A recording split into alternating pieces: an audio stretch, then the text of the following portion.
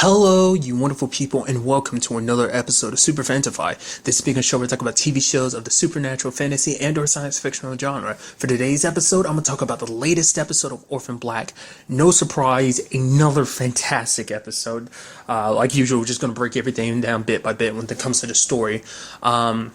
First of all, there's the whole Mark situation I thought was kind of interesting. Obviously, lying to, you have Cody lying to him, be like, hey, don't worry, Gracie's going to catch up once the pregnancy is done, which, you see Helena probably trying to warn him, but no go. But the fact of the matter is, it was actually John who ordered it, not Cody. That could have gone either way. I would have believed it was Cody who gave the orders, but of course, Maddie would have only done it if, John gave the orders, because the thing is, John wanted to force the situation as kill Gracie, and by killing her, that kind of forces Cody's hand of Mark needs to be taken out of the equation because he's no longer necessary. He's loosened. He could be in trouble if he finds out that Gracie's dead now, so that will complicate things. Plus, they got his what they needed from him, so he's no longer needed. But you have that surprising moment where Cody's but no, he's the last caster, and it's oh well.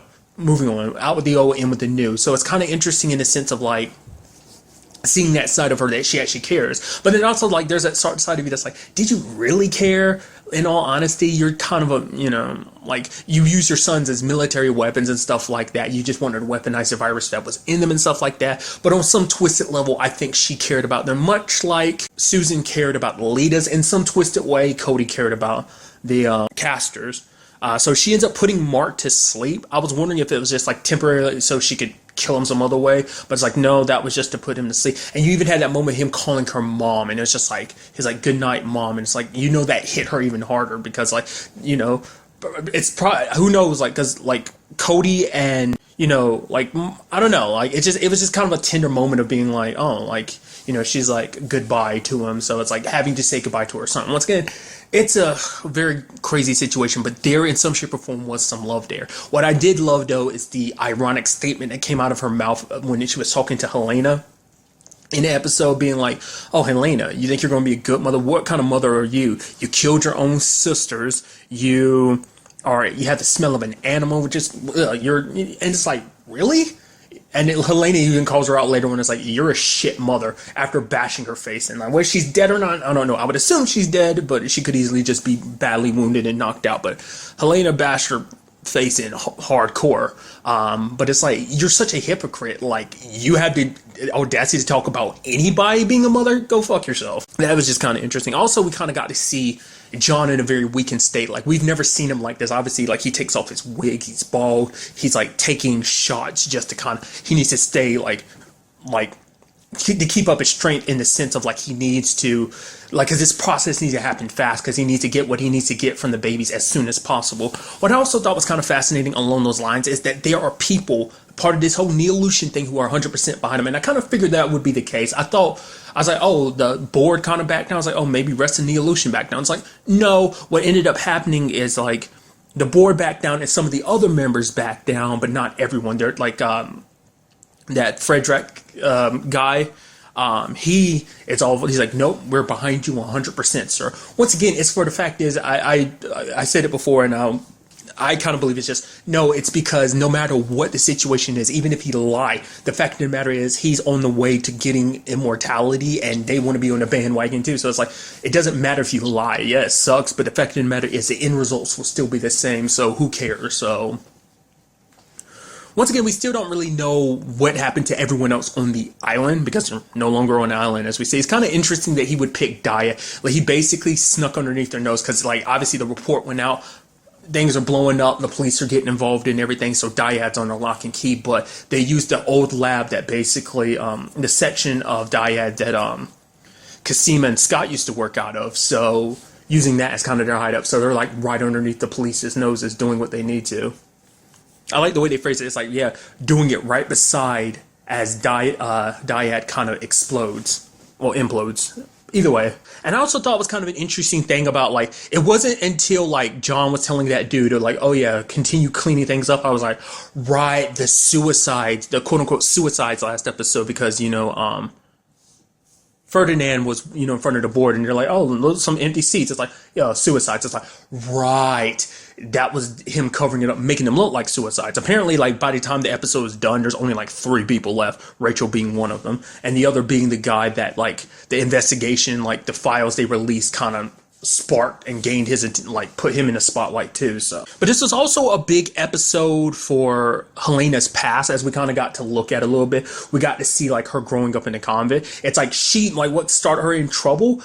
And it's like the most thing that kind of caught me off guard is like she got in trouble because she caught a sister touching herself. And it's like, you're blaming her for that. It's like, you're like, oh, she's got the devil in her. It's like, because she caught you, and to the point, even Helena, like, after everything was said and done, she's like, I didn't see anything, still got punished for it. And we also kind of see why, like, I think it's along with why her skin's the way it is, as well as why her hair is the way it is. It looks like they got her, like, drenched in chemicals. Some of it look like it might be bleach, but it might not be because of the fact that she's still alive. Maybe it is, but the reason why her hair looks the way it is because of all the chemicals they drowned her in, and I think that probably had an effect on her skin too. Because like she's always been abnormally pale, so I'm sure that played a role in it.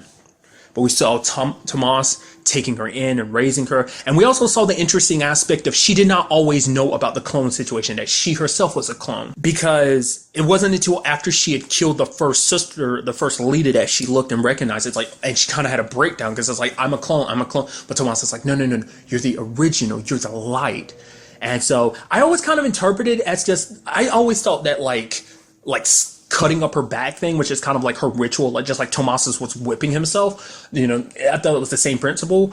I kind of figured it might have had something to do with the kills, but I was like, no, they seem unrelated. It's like, no, because the moment after she killed the first leader, she cut her back just to represent like, oh, I'm the real, and I'm getting rid of all of these abominations. So that's because we never got a real big look at all the leaders that she's ever killed. So every scar on her back is one of the leaders that she's killed. So, I mean, because it's not even just the ones that we gotten to see in the show. So, but nevertheless, that was just kind of an interesting aspect of kind of getting to see that side of her story, because we've never really dived too deeply into Helena's story. So I thought that was kind of interesting. But another big part of this episode too is, S's funeral was a big part of the episode too, because it's like, reading the letter and her being like, kind of basically like, hey, don't say my name with like, sadness in your voice, because one day we'll kind of be on the other side and we'll be laughing and smiling together again, essentially. So it sucks, dude. Like, everyone's gathered around, people from S's network as well as everyone that's involved. The main cast is there kind of saying their farewells to her, and it sucks because it's like,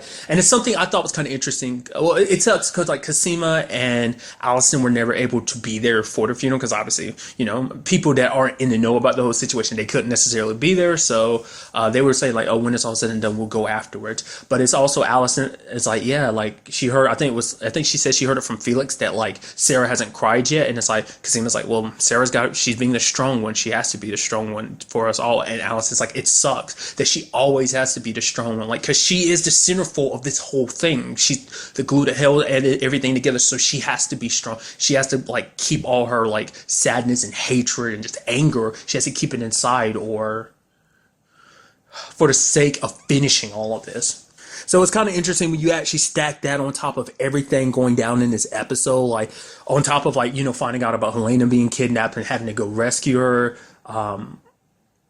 plus dealing with the whole S situation. It's just one thing stacked on top of another, because she's like, no, I'm not about to like have my sister put in danger. I'm gonna rescue my sister and my nieces and or nephews, or niece and nephew, whatever the case may be. I would assume with just the whole Lita situation, it'd be her nieces. I would assume that Helena's going to have 2 girls, because they've still just never really referred to the sexes. They've only been like, oh, my baby. So, I mean, but who knows? With the whole Lita and Castor situation, maybe it'll be kind of a continuation of that by having kind of a Lita and a somewhat Castor being born. Maybe in some shape or form, that's how they would live on. I don't know.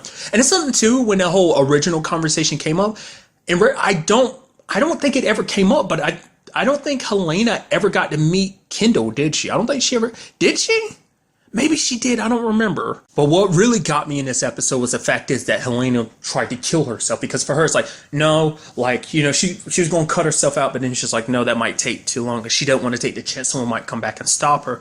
So she takes the scissors and stabs her own arm, because for her it's like, I'm not about to have my babies be experimented. I'm sorry about this, but it's like, you know, she grew up in a life of like lies and being manipulated and used, and she's not about to have her children go through that same life to be picked and prodded and used and experimented on. She's like, no, like she already kind of had to go through that with her upbringing with Tomas, being raised to kill her own sisters. Then it's like, she's not about to let something horrible like that happen to her children too. So, but luckily, you know, Sarah pretending to be Rachel and everything, was there. So they ended up doing a transfusion and she's okay now. So that's good. I mean, granted, by the end of the episode, she's popping about to give birth. So, but it was also a big episode for Art too, in the sense that for him, he's like, Sarah, you need anything? What S did not only just protected you guys, it also protected my family that was being targeted by Neolution. So you need me to do anything? I got your back. And obviously the whole situation with him and his captain, he ended up talking to his captain. He's like, yes, I know more about this whole like Neolution thing, but the fact of the matter is, you know, there's more to this than meets the eye. But the fact of the matter is, let's do this because I do believe you're a good cop, and let's do this also for Beth too. You know, Beth was neck deep in the Neolution thing as well. That's ultimately what pushed her to kill herself. But with that, you know, he ended up killing the dude that was going off killing all the board members to, you know, cleaning house, which hit Art hard because it's like, you know, as a cop, he, you know, it's like he didn't have much of a choice. The dude didn't leave him much of a choice, but he still did it. And it's like, that wasn't a clean kill because it wasn't like him doing proper investigating. It was just, for Art, I think it was still a situation of like, you know, doing whatever it takes to get Helena back. So for him, it's like, if he has to cross that line, he has to cross that line, especially because he sneaks into, you know, to the building at the end of the episode. And Scott's like, I want to help. And Scott, he's like, no, Scott, you've done enough. Leave this to me. I'm like, yo, and we see Maddie's heading towards the alarms too. It's like,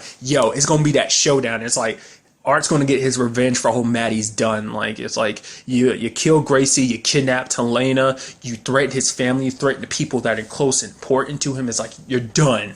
So I don't know whether it's going to be a situation where Art ends up arresting her, because obviously Interpol is in on this immediately. So seems like it's definitely pushing towards that angle of like, yo, when it's all said and done, leaders are going to be exposed to the world. I think so, because once they're exposed, no one can mess with them. They can no longer be treated as property because they'll be brought to the public. And I mean, obviously it's already out there about the human experimentation, but I think that's how, you know, the series finale will go about, with them coming out like, hey, we're the leaders. Like I said, I think that'll be the best way for Cosima to kind of distribute the cure, for letting everyone know, for it to become a worldwide thing, to know like, hey, we are leaders, we are clones, we are sisters, come find us, we are a family, let us help you, type of thing. So, I mean, and ultimately that is the question. What is going to go down in the series finale? You know, for damn sure I didn't watch no previews. I'm like, I'm going in there with nothing, not knowing anything. I mean, granted, I basically have done that with every episode since season 4. But I mean, that's a whole thing. I'm not going to dive too deeply into that. Nevertheless, how is this all going to end? Where is everyone's stories going to like end up? You know, like I brought up earlier, there's a whole angle of like the people on the island. We never really got to see like where they are, the people that were burning things and getting super pissed. We don't know about them. What about Mud? Because she keeps popping up in the previews. So now that Mark's kind of been removed from the equation, maybe like, you know, Rachel's not really in that position to do it. But I'm thinking Mud's going to be the one to I don't know. She's probably going to have some part in this. Maybe she comes back stays with Cosima or something. Maybe like she stays with Cosima and Charlotte. Maybe, I don't know. I mean, that's a question too. What happens to the whole Charlotte situation? I guess she stays with Cosima. And also, what about Rachel? I mean, obviously Sarah's got her problems, because it's like, yeah, the whole Ferdinand angle is like, yeah, she blames it. You know, her and Felix are kind of pissed at her because it's like, hey, their mom is dead because of her. It's like Ferdinand, it's like, you knew something was going on, but you didn't contact us or warn us. So it's like, to be fair, S figured it was going to go down this way, hence the letter and everything. But it was actually kind of interesting when she turned around and they both, Felix and Art, saw her with her one eye. That was their first time seeing, because they didn't know about the whole situation of her cutting her own eye out. So, like I said, I'm so... It's that feeling of like, man, I'm a little bummed. Obviously, because a lot of stuff that went down in this episode, especially that S funeral at the beginning, I was like tearing up a bit. It's like, come on. I was like, pull it back, Michael. You got to pull it back. Don't do this. Don't cry. It sucks. I won't lie to you. Like I said last episode, I knew it was going to happen, but I was hoping for the teensiest bit. Like, oh, they end up managing rushing her to the hospital, but the funeral happened. I was like, no, I don't know why I got upset, because I knew it was that. I knew because they made sure to show you her taking her last breath of, and it's like, it just sucked. And I even thought it was kind of a beautiful thing. Like, if you watch the in between, during the commercial breaks, the whole like, like Siobhan, the actress who plays S, kind of being like, kind of go out with a bang type of thing. And it's just like, oh, it sucks, dude. Because you wanted everything to be 100% a pure happy ending, but it turned out not to be that case. I mean, we can still hope for it. I mean, I think we're going to get a happy ending. I don't think it's going to be like super depressing, but I'm definitely interested to see how this will play out, how it ultimately will all work out in the end. I mean, hell, for all we know, it might actually be Sarah who ends up kind of putting John down for good. Or maybe he just ends up dying from his illness because he can't get his cure fast enough. I mean, obviously Sarah's there is going to be helping Helena through like her giving birth, so...